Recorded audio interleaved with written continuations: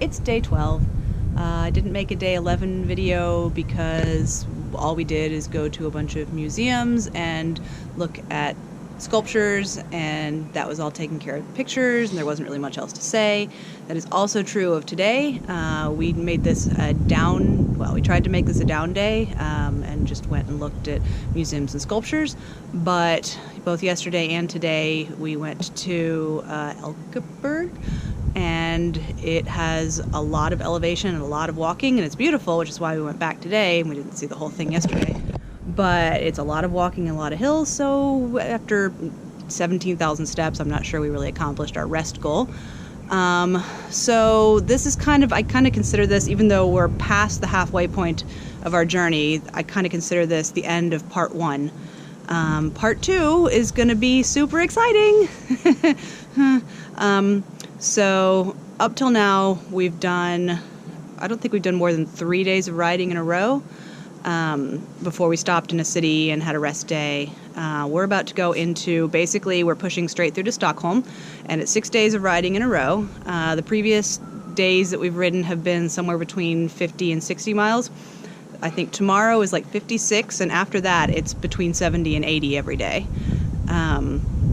It also begins the part of our journey that is going to be a whole lot less populous.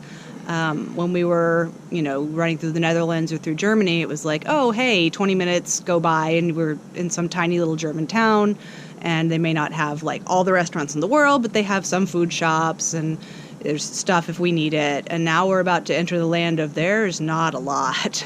The places that we're staying because they exist and they're the biggest towns possible.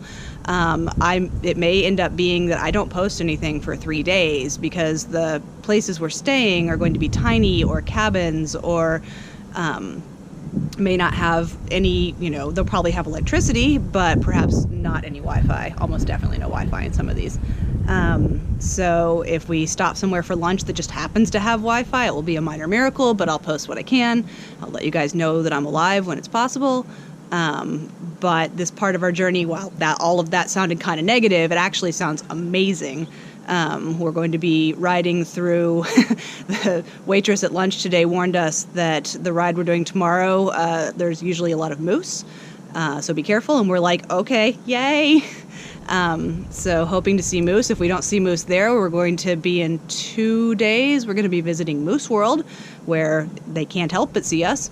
We're going to be staying at a farm stay where, surprise, we had to rent our sheets, which they didn't tell us ahead of time, so that was exciting. But it's going to be a lot more rustic, which, for the stuff you've seen where our shower is in our toilet, basically, more rustic than that. Karen, you'd love it. And so we're actually super excited if we live. It's going to be hard. We probably needed this rest day, and we'll probably regret that tomorrow when we're climbing our way out of Oslo.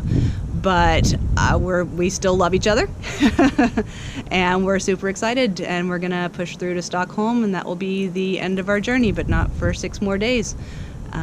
So I will check in when I can, and good night.